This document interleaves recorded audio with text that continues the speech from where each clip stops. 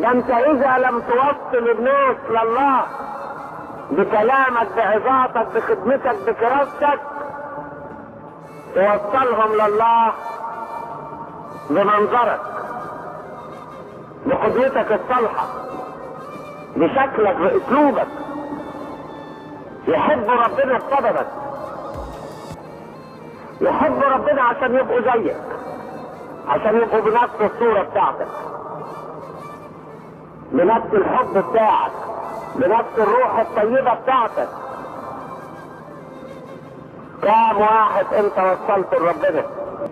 لا تكن عاقرا في بيت الله،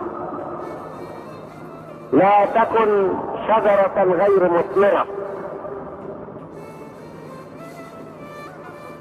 لأن كل شجرة لا تعطي ثمرا تقطع وتلقى في النار.